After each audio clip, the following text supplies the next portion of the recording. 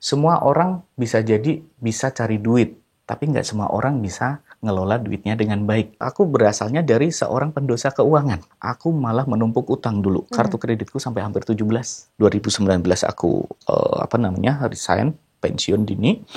Aku masukin 100% ke sebuah saham. Sebenarnya dari my own research itu udah mengatakan bahwa emiten ini kagak bagus. Yang terjadi benar sekarang minus 88%.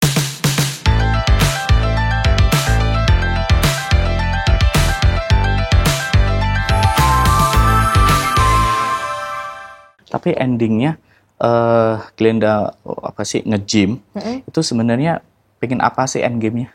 Pengen ya standar Stronger, sih, body goals gitu. aja sih, pengen ya. pengen badannya kayak gini udah gitu. Nah, sekaligus emang ternyata kalau misalnya nge-gym tuh kan buat hari tuanya berguna ya. Setuju banget itu. Soalnya teman-teman aku tuh banyak yang kayak gitu, jadi yang kayak cedera kaki kayak gitu-gitu. Terus yang kayak better tuh sebenarnya dari sekarang gitu dilatih. Itu terjadi, bapak aku lagi operasi lutut. Kenapa Ini Mas? makanya aku nggak bisa extend. Alah. Ya karena akhirnya kan cuman aku bilang bahwa kadang kita itu kalau ngomongin investasi tuh ya, nggak cuman yang masalah itu duit betul. gitu Bener, loh. bener, Tapi investasi kesehatan itu meter banget. Bener. Termasuk investasi mental. Oke, nah kita mau langsung aja ngobrol lebih lanjut. Tapi udah nggak apa-apa, udah selesai operasinya Mas? Ini dapat report sih udah membaik, cuman fisioterapi kayak gitu. Mudah-mudahan cepat sembuh ya Mas ya. Thank you. Papanya thank you. speedy recovery. Oke, Aman. Stand by. Start in 3, 2, 1, and action. More than just a hidden gem, welcome back to Hidden Masters bersama saya Ardina Glenda. Please welcome Himawan Adi. Mas Adi, thank you banget sudah mau datang ke Hidden Masters. Aslinya Jogja ya?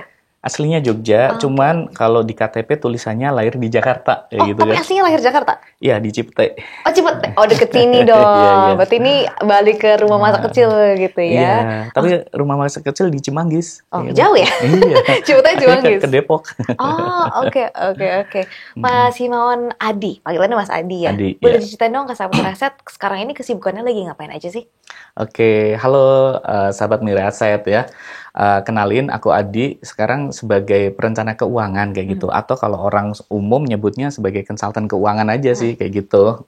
Jadi kita itu bantu-bantu orang, klien, dan juga masyarakat Indonesia bagaimana sih nata keuangan yang baik. Nah, kata kuncinya itu nata keuangan kayak gitu. Artinya apa? Semua orang bisa cari duit, tapi nggak semua orang bisa ngelola duitnya dengan baik. Itu yang jadi problem. Betul. Begitu. Real ya problemnya. Real banget. Oke. Mas Adi sudah menjalani pekerjaan ini berapa lama sih? Sebenarnya belum terlalu lama, Glenda dan juga sahabat Miraset ya. Jadi dulu kita dari mulai ambil sertifikasi tentang konsultan keuangan itu nggak kemudian serta-merta.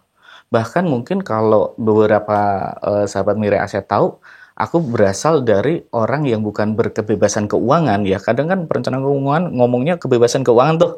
Tapi justru aku berasalnya dari seorang pendosa keuangan. Jadi gitu. apa Financial nih dosanya? sinner kayak gitu. Dosanya apa nih Salah Mas? satu dosa yang pertama kali adalah apa? Aku malah menumpuk utang dulu. Kartu kreditku sampai hampir 17. Ini tahun berapa nih Mas? Itu rentang dari mulai tahun 2009 sampai 2019. Sebenarnya nggak begitu lama ya. Nggak terlalu lama. Kenapa bisa sampai 17 nih kartu kreditnya Mas? Dan kalau boleh tahu bill-nya sampai berapa sih setumpuk itu? Ada 3 kartu yang bill-nya udah mentok limit maksimum. Maksimumnya berapa tuh? Nah, maksimum ya macam-macam. Kan ada yang belasan, ada yang puluhan. Jadi ada bisa sampai ratusan juta per bulan itu tagihan CC-nya? Nah, bisa jadi seperti itu ketika kita akumulasiin. Yang terjadi akhirnya apa? Gaji aku waktu itu ya, yang kalau orang masuk tuh, kalau orang Sunda bilang habis sampurasun langsung rampes. Ngendon dikit napa gitu kan? Nggak bisa. Ternyata begitu kayak gitu. Masak langsung udah kemana gitu ya gajinya? Kan kita kayak biar ada happy-happy dikit kayak saldonya isi kayak gitu. Ternyata nggak, langsung auto debit kan? Yes. Kayak gitu. Kalau waktu itu pekerjaan apa Mas? Pekerjaan dulu sebagai sales ya. Yang kemudian kita juga di bidang sebenarnya industri jasa keuangan. Kita keliling ngomongin tentang produk-produk keuangan kayak gitu. Tapi nggak kemudian serta-merta kita sadar akan keuangan. Ternyata banyak yang terjadi kayak gitu. Kenapa bisa sampai numpuk 17? Apakah memang kebutuhannya banyak atau memang karena ya loss aja gitu? Nah, ini salah satu yang tadi aku bilang bahwa aku seorang pendosa, itu salah satunya adalah apa? bahwa ketika seseorang itu income-nya naik, itu yang naik pertama kali pada umumnya adalah gaya hidup. Karena apa? Kadang kita sering ketemu dengan ataupun menggunakan istilah begini, bahwa kalau nggak gaya nggak hidup. Padahal kalau kebanyakan gaya itulah yang bikin nggak hidup kan. Nah, cuman sering kejebak di situ. Yang paling masih aku ingat sekali adalah gini. Dulu ketika aku gaji pertama kali kerja ataupun masih sebutlah sekian UMR, itu masih kita punya langganan untuk makan itu di kaki lima. Tapi begitu sekarang udah sekian belas kalinya ataupun sekian puluh kalinya, terakhir kita ingat-ingat waktu itu udah lebih dari 8 tahun terakhir makan di situ. Nah, ini artinya kan ada shifting nih. Bahwa ketika income naik, ternyata gaya hidup yang pertama kali naik kayak gitu kan. Ini secara nggak sadar sebetulnya ya? Secara nggak sadar, makanya ketika kita sebut bahwa kita juga perlu ada intervensi ya, karena kalau menurut dari pakar-pakar psikologis, bahwa kita itu kan masih ada gennya yang namanya dari Pithecanthropus erectus dan Homo sapiens, yang mana apa? Mereka itu selain nomaden juga food gathering, ngabisin yang ada di alam.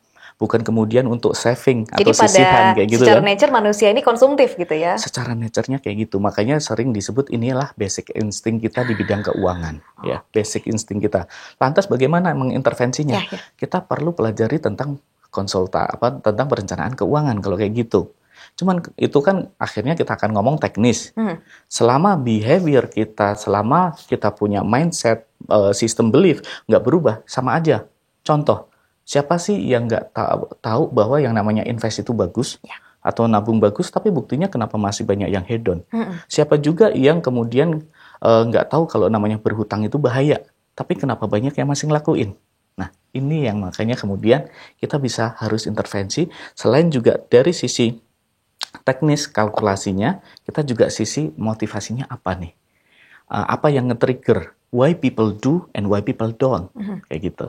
Ini makanya yang kemudian kita juga perlu pahami kayak gitu. Nah, dari kesalahan masa lalunya Mas Adi, berapa lama sih waktu yang diperlukan sampai akhirnya Mas Adi sadar bahwa itu tuh salah? Yaitu satu ketika aku harus move dari sebuah kantor itu untuk ditarik ke kantor pusat, tapi dengan hitungan yang nggak masuk. Yang kemudian due to family reason, itu akhirnya aku kemudian quit ataupun sebut aja pensiun dini. Nah, dari yang tadinya aku punya mindset bahwa aku dapat uang akan seumur hidup, tiba-tiba langsung ke cut off tiba-tiba. Nah, ini yang kemudian menyadarkan aku bahwa ternyata aku masih punya utang nih. Aku masih punya cicilan nih. Bahkan gak pernah saving kayak gitu kan. Ini yang rasanya hell banget gitu loh. Horrible banget kayak gitu kan. Yang mau gak mau akhirnya kita putar otak. Sampai satu ketika karena kita biasanya juga udah ada tim di daerah itu ya. Kita biasanya punya team up. Ketika kemudian kita melepaskan diri dari satu role tadi, kita ngerasa kayak nggak penting lagi. Ini kan bahaya kan? Ada kayak istilahnya sindrom PPS, post power syndrome. Sindrom yang pasca kemudian kita nggak bekerja, nggak merasa penting, krisis kepribadian kayak gitu. Nah, inilah yang kemudian aku ambil waktu untuk sekedar merenung, ya kalau orang bilang cari ilham kayak gitu ya, dari satu tempat, akhirnya ketemu, apa yang harus aku lakuin ke depannya nih, kayak gitu. Ketemulah, keinget, aku dulu pernah ambil satu pelatihan tentang perencanaan keuangan. Nah, maka dari situ, akhirnya aku mulai buka-buka lagi, aku pelajari lagi, bahkan dari situ yang kemudian aku terapin buat diri aku sendiri. Contoh tadi, utang yang boncos, utang yang bikin bahkan aset aku jadi tergerus. Aku mulai satu persatu ilangin tuh, mulai rapiin bagaimana cara nutupnya, pilih yang dengan bunga tertinggi yang kita cut off dulu dan seterusnya. Sampai akhirnya misalnya 2022 itu udah selesai. Termasuk ada beberapa investasi ataupun wealth protection atau yang kita sebut sebagai asuransi. Dulu aku nyicil yang ambil 10 tahun, 2002 selesai. Cicilan kendaraan juga 2022 selesai. Nah, jadi kayak gini toh yang namanya freedom rasanya, bebas dari utang kayak gitu. Nah, berarti itu cukup lama ya sampai selesai 17 tagihan kartu kredit itu. Iya, dan yang menarik dari kartu kredit atau secara umum utang adalah itu bahaya yang kalau kita bisa bilang itu laten, yaitu apa? Kadang kita udah nyelesain, tapi next time kita kayak ada ke-trigger pengen lagi, nyandu kayak gitu. Ini yang makanya harus hati-hati. Ya. Jadi makanya dari situ yang kita perlu rapiin nih keuangan kita. Makanya kalau aku imbau kepada sahabat Mira Aset sih, kita misalnya belum belajar apapun tentang keuangan, fine. Tapi boleh dong mulai dicatat. Karena dengan mencatat kita jadi tahu apakah kita itu cash flow-nya udah ada free cash flow-nya, ada sisian yang non budgeter ya, atau kita itu juga sama cuman equal, duit masuk sama dengan duit keluar. Ya bahasa gampangnya ya hidup lo dari dulu sekarang sampai besok ya gitu-gitu aja kan. Atau yang kemudian bahkan lebih parah.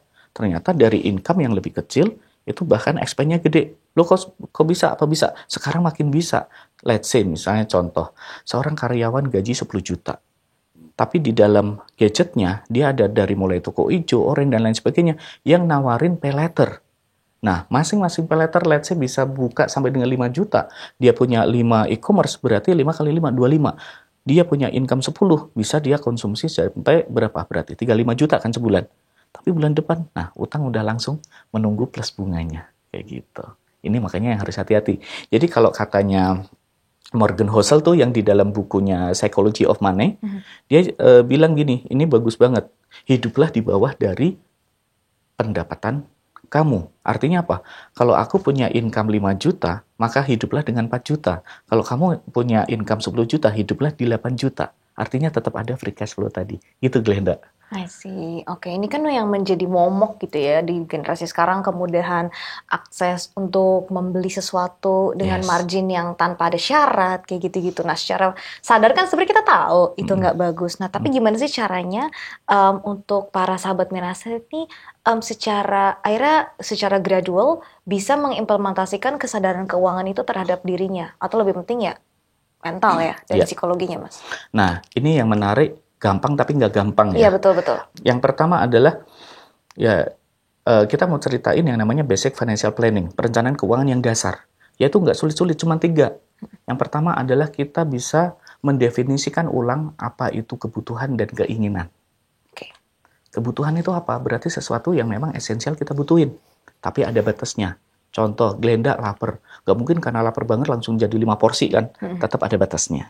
Nah, sedangkan keinginan apa? Keinginan adalah sesuatu yang kita dari harapan menjadi kenyataan, yang itu sebenarnya bagian dari kebahagiaan, terlepas jangka pendek maupun panjang. Sehingga kalau kita ngomong perencanaan keuangan nggak boleh keinginan, salah juga. Kan kita pengen happy nih, ya kan? Tapi bagaimana mendudukkan kebutuhan di atas keinginan? Misalnya ada Mahmud Abbas nih, ya, Mama muda anak baru 1. Oke, Habis dikasih duit sama suaminya. Jalan-jalan sama anaknya ke mall, dikasih duit sama suaminya buat bayar SPP nih pas bulan Juni ya. Tiba-tiba di situ ada tulisan, ada tas branded 70% sale off ya. Nah, kan gampang nih. Terakhir bisa beli 70% hanya hari itu. Beli dulu atau buat bayar sekolah anak dulu nih. Nah, itu kan akhirnya ada perang antara angel and devil di dalam diri orang tadi. Apakah aku mau tetap memfokuskan pada kebutuhan atau keinginan dulu? Nah, inilah yang tadi akhirnya kita ngomongin psikologisnya, behaviornya, kayak gitu. Tapi yang jadi hati-hati ketika kita sekali melakukan pelanggaran, yang kedua itu udah lost control, biasanya gitu. Nah, setelah juga kita sudah bisa mempelajari need and wants ya, kita yang kedua adalah konsep sisih dan sisa.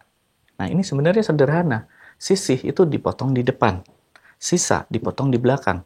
Celakanya kalau sisa suka nggak bersisa, bahkan kurang kan. Nah, bagaimana kita bisa mengkontrol diri kita untuk bisa tetap sisih. Jadi ketika yang bersifatnya untuk saving, untuk investment, untuk emergency fund, itu harus kita potong di depan. Wajib. Cuman kan itu kalau orang Indonesia kebalik. Disposal income dulu ya, disposal yang kemudian untuk harian ataupun bulanan dulu. Kalau masih ada duit, baru yang sisihin. Makanya jadinya sisa.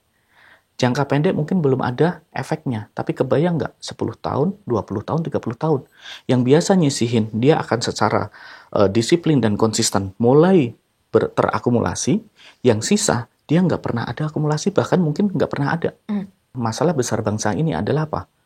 Orang kerja berpikirnya adalah seumur hidup. Padahal tadi kita udah ngobrol tuh ya, terkait dengan kesehatan itu kan ada 3 nih, yaitu jasmani, rohani, dan money. Jasmani berarti kita ngomongin investasi fisik tadi. Kita nge-gym, running, olahraga, dan lain sebagainya. Kemudian kita juga terkait dengan mental. Bagaimana kita bisa mindful, kita nggak burn out, kita nggak overwhelming, kayak gitu kan. Nah, itu penting. Supaya apa? Tetap kita bisa fokus pada prioritas kebutuhan. Yang ketiga adalah tadi, terkait dengan keuangan.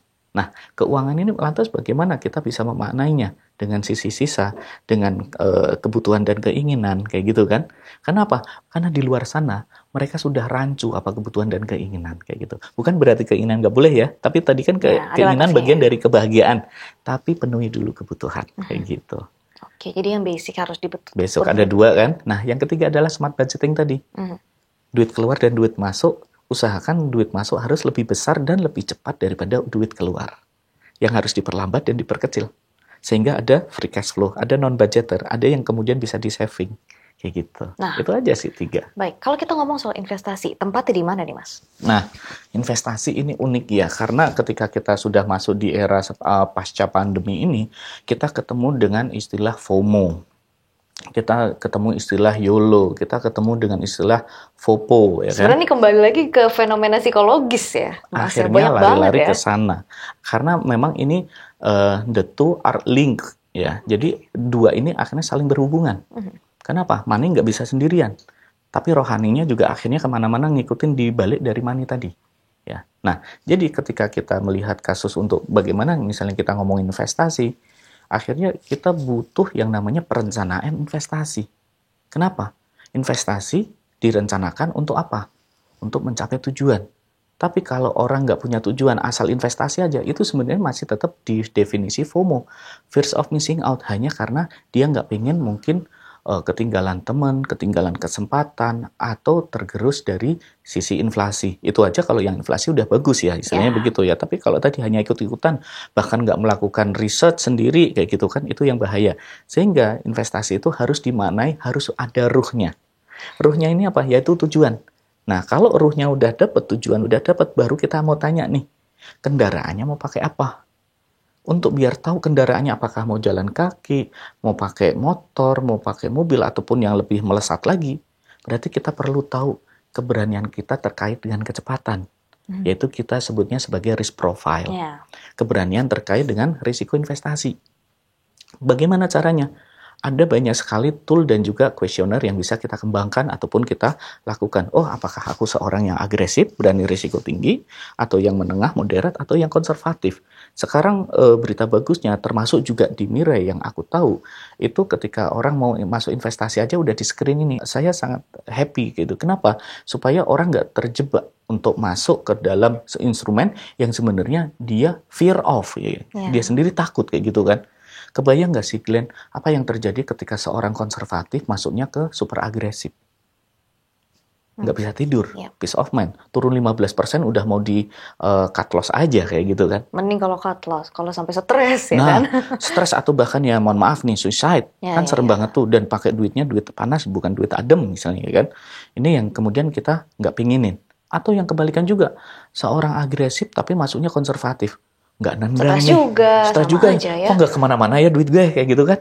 Nah, inilah makanya bagaimana matchingin antara preferensi dari seorang investor dengan alat yang mau dipakai untuk mencapai tujuannya itu sangat matter. Ini yang kadang di luar sana masih banyak yang kesekip. Makanya sebelum kita masuk harus sebenarnya ada screening di sini kayak gitu. Oke. Nah, kalau Mas Adi sendiri nih tipe yang mana? Nah, ini menarik ya. I used to be declare bahwa aku adalah seorang agresif.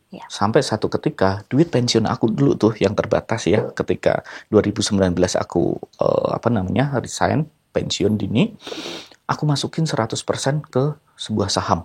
Oh, aku seorang agresif kayak gitu kan. Tapi apa yang terjadi? Karena aku kena penyakit, waktu itu salah satu penyakitnya trading ataupun investment, yaitu yang campak, tahu ya campak? Apa tuh Mas? Cinta sama pakar. Oke. Ya. Nah, akhirnya karena si orang itu dia menjabat sesuatu di suatu tempat, dia sering ngomong di mana-mana, sebenarnya dari my own research itu udah mengatakan bahwa emiten ini kagak bagus. Tapi karena aku lebih dengerin dia, ya udah aku kalahin tuh. Aku punya my own research kayak gitu kan. Yang terjadi benar sekarang minus 88%. Dan perusahaannya kayaknya udah disuspend dan kayaknya mau dipilotin. Ya sudah. Ini beneran uang pensiun hilang semua nih Mas? Yes. 80%? Makanya itu salah satu kenapa aku jadi perencana keuangan. Aku pengen tahu bener sih yang sebenarnya kayak apa. Jadi sampai sekarang tuh masih floating loss? Ada. Masih tercatat di situ minusnya 88%. Perusahaannya sudah rapot merahnya di mana-mana. Ini saham ya, by the way ya? Saham. Saham. Oke. saham. Nah terus itu udah selesai kartu kredit, tapi timbul masalah baru. Iya. Terus masih Adi sekarang bagaimana nih? Akhirnya apakah mencari instrumen investasi baru? Iya, akhirnya sejalan waktu karena aku masih ngerasa muda, terus masih kuat fisik, psikis dan juga experience. Aku second chance kan, aku bekerja tapi pindah kuadran tuh kalau menurut Robert T. Kiyosaki. Kalau dulu di employee, sekarang aku di self employee nih, yang bekerja sendiri kayak gitu kan. Setelah resign ini ya? Setelah resign ini kan. Nah dari situ yang kemudian aku ketemu, I wanna be a financial planner kayak gitu kan. Aku pengen jadi perencana keuangan. Dan dari perencanaan keuangan ini ya bersyukur sekali diperjalankan Tuhan bahwa ternyata selain juga kita bisa bantu corporate ya, company B2B, kemudian kita bisa bantu klien, kita juga bisa bahkan berikan pelatihan bahkan sampai dengan yang sertifikasinya sekarang. Dari mulai yang basic, advance, bahkan sampai yang expert kayak gitu kan. Dan semua sertifikasi itu Mas Adi juga punya ya sekarang? Dan bersyukurnya begitu, punya. Dan sehingga dari situ kita bisa tahu sih leveling seseorang butuh di mana atau dengan relate dengan kerjanya atau apa, itu yang kemudian bisa digunakan. Kita bisa kasih advice, cocok yang mana kayak gitu. Nah, dari situlah yang kemudian kita lagi istilahnya sekarang ngomongin active income lagi nih, Glenn, ya kan? Active income ini yang kemudian aku akumulasiin sedikit-sedikit untuk yang kemudian ternyata aku satu ketika ketemu dengan instrumen yang namanya pendapatan tetap, obligasi, suku, dan juga emas. Kok gue ngerasa peaceful banget ya di sana. Bahkan tanpa gue harus pelototin tiap hari macam saham, dia ngasih gue kayak gaji bulanan kayak gitu kan. Tiba-tiba langsung ada notif tuh, asik ya tiap tanggal 10 kayak gitu kan. Nah akhirnya kadang aku sharing itu bahkan sampai dengan di workshop MPP ya, masa persiapan pensiun. Biasanya habis dari acara itu ibu-ibu pasti pada ngerebutin, ajarin dong gimana caranya. Kadang aku jokin aja, Bu, Pak, saya bukan agennya ya, saya bilang kayak gitu kan. Cuma nggak apa-apa lah untuk yang kita sharing sesuatu yang bagus. Apalagi itu salah satu instrumen yang dijamin. Kadang kita ngomong investasi nggak ada yang dijamin kan, tapi ada satu tuh yang dijamin. Nah makanya aku berani disclaimer mode on lah ya kayak gitu. Oke. Nah mungkin dengan tipe investasi Mas Adi yang bisa dibilang lebih konservatif, tapi tetap nyaman. Mungkin berapa sih returnnya setahun? Nah, ini yang menarik ketika kita di perencanaan keuangan selalu melibatkan inflasi ya. Jadi ketika kita ngomong let's say contoh misalnya kita di pendapatan tetap itu 6,5 terakhir yang paling tinggi ya. Berarti kita kurangin dulu dengan pajak itu sekitar 10% kan kalau di obligasi. Nah, dari situ kemudian kita kurangi juga dengan inflasi setahun. Inflasi setahun let's say misalnya 2 atau 2,5. Jadi kita masih punya spread margin 4% kenaikan akumulatif. Nah, menurut aku ini menarik. Karena sekarang yang kita lihat bukan berapa persen cuan yang mau kita kejar, tapi berapa aset yang kita mulai, yang kita punyai atau kita investin. Ya, terus kita injek ke instrumen itu ya. Betul, sehingga dengan yang kenaikan 4% ini tetap bisa memaknai kita punya cost, kita punya impian dan lain sebagainya kayak gitu. Jadi no matter what, aset awal itu tetap penting ya Mas ya. Exactly. Jadi bisa dibilang Mas Adi kembali memulai dari nol. Yes. Kemudian selama berapa? Mungkin 5-6 tahun sekarang. Ya. Apakah uang pensiun yang tadi hilang sudah kembali lagi? Ya. Uang pensiun yang tadi hilang sebenarnya actually udah kembali ya. Wah. Tapi juga kadang kan kita punya desire, kita punya impian, kita punya kenapa kalau bisa kejar yang itu kenapa cuman harus ini kayak gitu kan. Ya udah akhirnya kita pakai itu untuk motivasi. Kita kerja, kita berbagi sama banyak orang kayak gitu. Oke, dan sudah kembali dan lebih tapi tetap dengan tadi ya strategi investasi yang terukur. Terukur kemudian tercatat ya, dan juga kita perlu tahu endingnya mau buat apa. Jadi aku sebenarnya belum lama itu ketemu sama temen yang kemudian dikasih suggestion, kalau kamu biasanya main di obligasi tadi, di Mirai tetap bisa. Aku tadinya kan taunya cuma saham ya. Ternyata ada yang satunya Navi Navi ya. Nah itu kita bisa beli reksadana obligasi kayak gitu dengan return yang kurang lebih sama.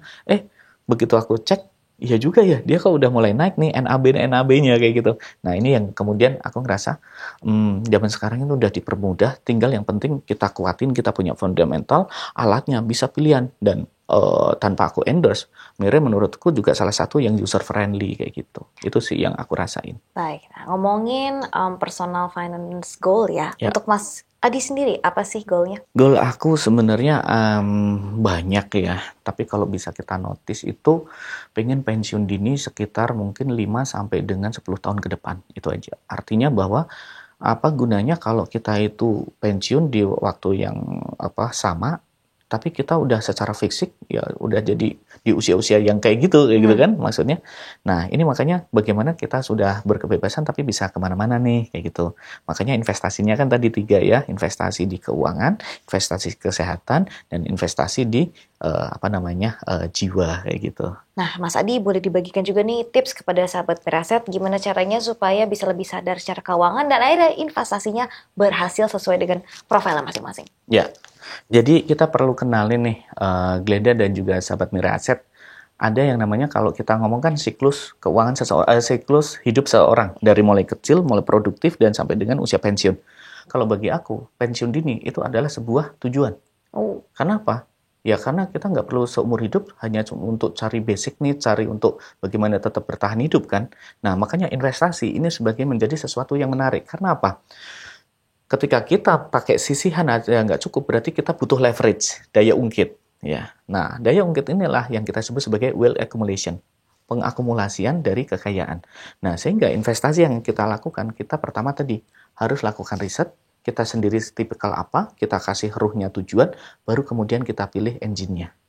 Dari situ yang kemudian kita pantau, ada beberapa teman yang ketika dapat financial windfall itu kalau bahasa mudah adalah rezeki nomplok, sometimes, somehow, ya kan?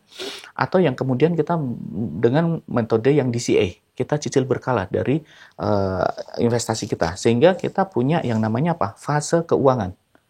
Orang bekerja biasanya kan kita sebut apa? Man at work. Orang bekerja untuk cari duit. Tapi kalau orang yang sudah nggak perlu kerja, duitnya bekerja, itu namanya money at work. Duit yang bekerja. Cuman di antara keduanya ini kan ada fase hybrid. Man and money at work. Seberapa besar keinginan kita untuk bisa menyisihkan di saat ada terpaan untuk gaya hidup kita. Selalu kayak gitu. Dari sinilah yang akhirnya kita bisa berhasil atau enggak untuk jadi money at work. Sekarang orang banyak ngomong tentang yang namanya sandwich generation. Yaitu orang yang harus backup sampai dengan orang tuanya. Kalau bisa, kita mulai putus sekarang ini dari mulai kita sendiri untuk tidak menjadi beban anak cucu kita. Caranya bagaimana? Berarti kita di saat tua nanti pun harus tetap berpenghasilan. Caranya bisa berpenghasilan bagaimana? Nggak harus kerja kan? Makanya kumpulinlah aset sekarang. Investasikanlah di sana. Karena itulah yang akan membantu kita saat tua nanti. Kayak gitu. Oke, dicatat ya sahabat Miraset supaya kita bisa sampai di titik uanglah yang bekerja buat kita. Exactly. Oke, Mas Adi beberapa pertanyaan ya sebelum nanti kita ke segmen games. Apa sih definisi mapan untuk Mas Adi? Kita sudah settle, kita bisa punya pilihan untuk membeli barang. Kadang kan kita yang kebeli sama keadaan, ya nggak sih? Contoh, aku pengennya misalnya beli kendaraan bintang 3, tapi ternyata aku bisa dapatnya cuman diamond 3. Ya kan? Oh, karena apa? Berarti kan karena keterbatasan dana. Sehingga bukan kita yang bisa milih, tapi kita dipilihin sama keadaan. Nah, supaya apa? Supaya itu bisa berubah, maka kita harus leverage, kita punya wealth. Kan ada sandang, papan, pangan. Sekarang, boleh nggak kalau aku masukin selain sandang, papan, pangan, itu juga ternyata misalnya ini, koneksi internet dan gadget. Bisa nggak basic need itu? Kalau di perkotaan, mungkin bisa ya? Mungkin bisa, kalau di daerah belum tentu. Gitu. Tapi ketika most of our workers itu adalah bekerjanya harus pakai ini, berarti ini kan menjadi need kan, bukan lagi sesuatu yang tersier kan.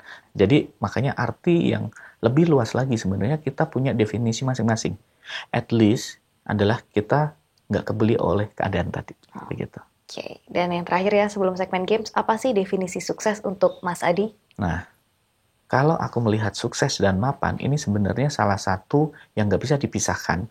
Karena orang mapan dulu baru sukses, atau sukses dulu atau baru mapan. Nah, ini bisa sebenarnya dua-duanya berasal. Tapi kalau kata sukses itu kan bahasa mudahnya adalah apa yang menjadi harapan ataupun impian, itu kemudian menjadi kenyataan. Bisa dikonversi menjadi kenyataan. Apapun itu sukses atau berhasil. Ya. Sehingga ketika antara harapan dan kenyataan itu semakin jauh gap-nya, maka sukses tadi kata-kata sukses akan berakhir ataupun berbalik menjadi namanya stres. Sehingga bagaimana menurunkan stres dan juga menaikkan sukses adalah bagaimana kita membuat relevansi, membuat activity ataupun apapun usaha kita, effort kita, supaya bisa tetap relate on track dan juga inline untuk kita menuju apapun tujuan kita. Itu arti sukses. Karena kalau sukses mau pakai angka duit, ya tiap orang punya beda-beda. Ada yang 10M sukses, ada yang 1M sukses, ada yang 100M sukses, atau harus 1T dulu baru sukses. Kayak gitu. At least adalah tadi, well-being, mapan, kita nggak kebeli keadaan, dan juga kita bisa mencapai tujuan kita masing-masing. Begitu, Glenda. Oke, luar biasa. Thank you, Mas Adi. Kita langsung ke segmen games ya. Silakan. Segmen gamesnya adalah jawab cepat. Aduh, Oke. jadi pengen deg-degan nih. Oke, investasi atau nabung? Investasi. Oke. Financial planner atau business coach? Financial planner. Saham atau obligasi? Obligasi. Oke. Fisik atau digital? Digital. Resiko tinggi atau resiko rendah? Rendah. Oke. Thank you, Mas Adi. Sahabat Firasat, itu dia tadi perbincangan kita bersama dengan Mas Himawan Adi. Kalau kamu suka dengan episode kali ini, jangan lupa like, comment, share, dan tentunya subscribe ke YouTube channel kita. The world is changing, so let's aim higher and bigger. Kita akan jumpa lagi di episode Hidden Masters berikutnya. Bye! Definisi mapan itu berbeda untuk setiap orang. Ada mereka yang hidup untuk hari ini, dan mereka yang membangun masa tua sedari muda. Aplikasi M-Stock hadir untuk mereka yang ingin jadi mapan. Perkuat kendali keuangan dengan produk investasi yang beragam. Dan pantau semua pergerakan dari satu aplikasi, baik bagi pemula maupun pemain lama. Saatnya jadi mapan bersama M-Stock dari Mirai Asset. Download aplikasinya sekarang.